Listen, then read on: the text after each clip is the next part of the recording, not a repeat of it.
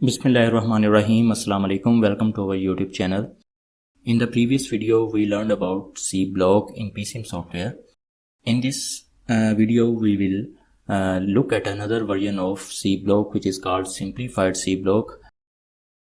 First, we will understand what is Simplified C Block and what is its purpose.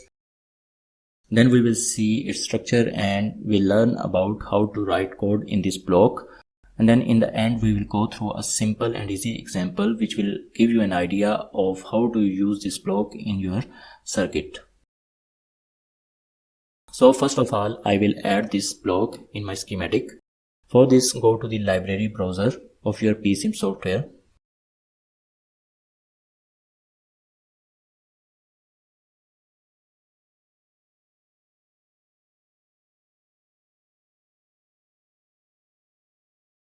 Here you have two options. Either you can search in the find bar for the Simplified C Block, or you can go to the other section under the elements and then go to the function blocks, and then at the end of this function blocks you can find a Simplified C Block. Simply drag and drop this block onto the grid and close the library browser. So this is our Simplified C Block. So what is this block about? Simplified C Block is a utility provided by the PSIM software for replacing your control circuitry with one simple and easy block in which you can program your control logic in the form of the C code. In this block you can implement your algorithms, for example PWM and MPPT algorithms. You can provide inputs to this block from the sensors and you can use its output to control the duty cycle of your main circuit. Next, we will talk about the structure of the Simplified C Block. Just double click on this icon. And this window will appear in front of you. First of all, you can name the C block. If you check this box, this name will appear on the top of this block. Then in the next sections you can define the number of inputs and outputs of this block. For this tutorial I will define 2 inputs and 1 output.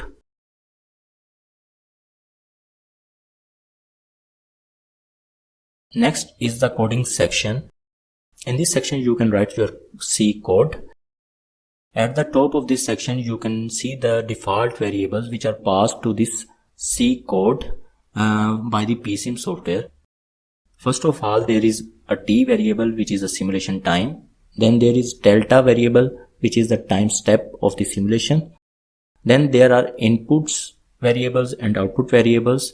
The number of inputs and output variables depend on the number of inputs and output the user has defined. Here I have defined 2 inputs and 1 output. Therefore I have 2 inputs variable and 1 output variable. If I define here 5 outputs, the number of output variables will change to 5.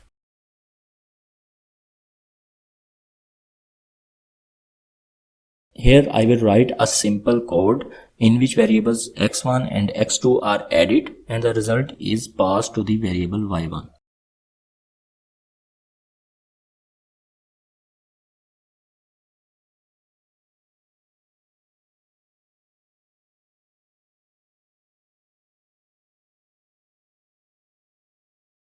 So here is my code. So at the bottom of this window there is a button which is called check code. If you press this button, PSIM will tell you that whether there is an error or not in your code. So it is showing me that compilation is successful. It means that there is no error in my code. I will click OK and then close the window. In the next step, I will give some inputs to this block. You can give inputs from the sensors of your circuit. Since I have no sensors, therefore I will use constant blocks to give the inputs to this Simplified C Block. For this, I will open the library browser and search for constant block.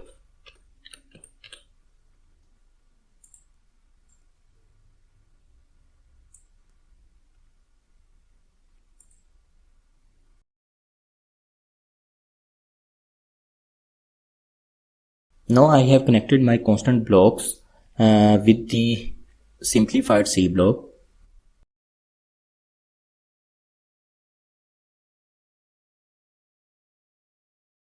I will set my first constant to the value of 10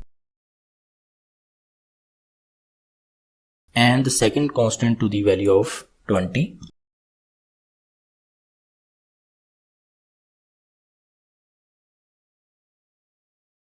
PSIM will pass these constants to the input variables x1 and x2.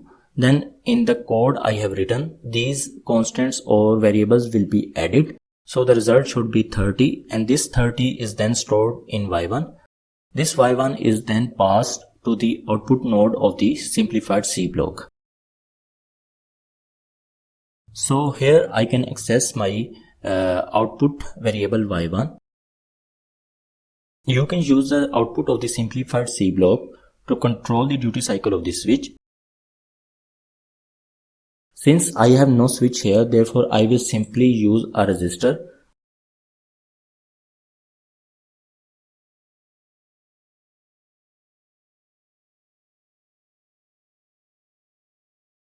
You can choose any value of this resistor.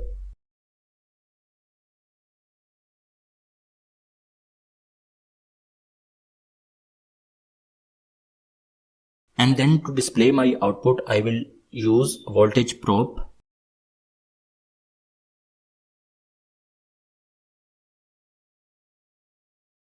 And name this voltage probe as Y1.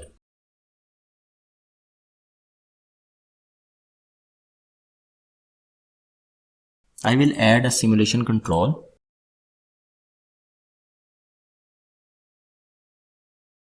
And now we'll run this simulation.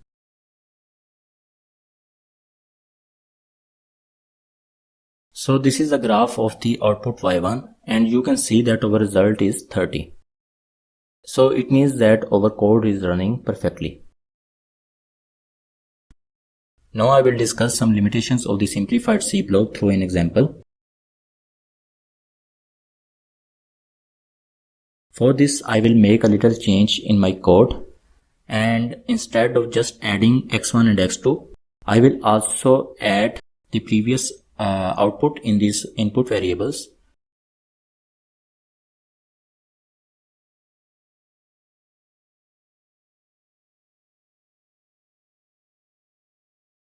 So now this is my modified code and you can see now the previous output which is stored in y1 is also added in the inputs x1 and x2 and the new result is stored in y1.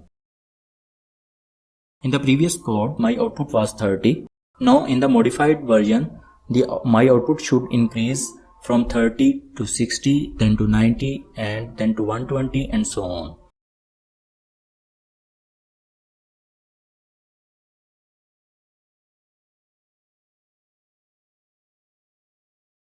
Now I will run my simulation again and see whether or not my output corresponds with the code I have written in the simplified C block.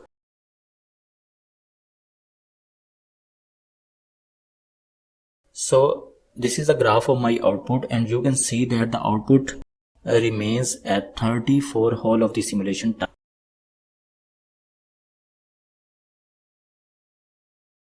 So the question is why this output remains at the value of 30.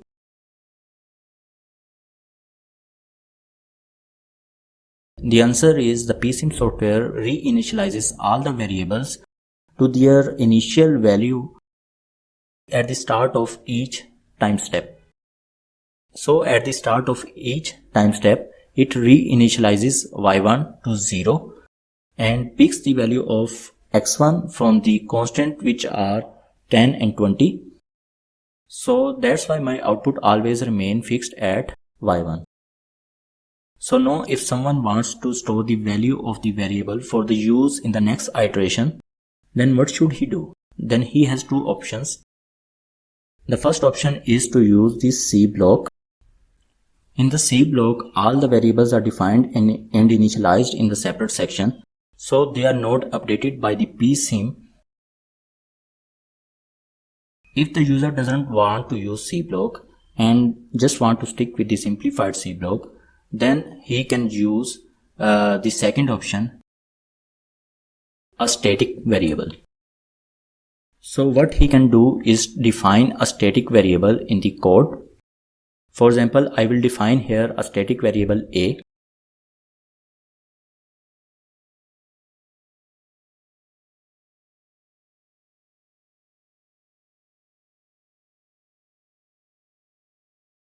And instead of adding y1 to x1 and x2, I will replace y1 with a here.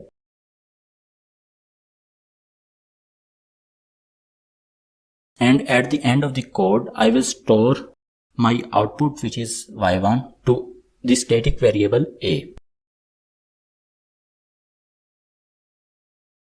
Now in each iteration, the previous output is stored in the static variable a, and in the next iteration the value from the static variable is added to the inputs x1 and x2 variable, and the new result is passed to the output variable y1.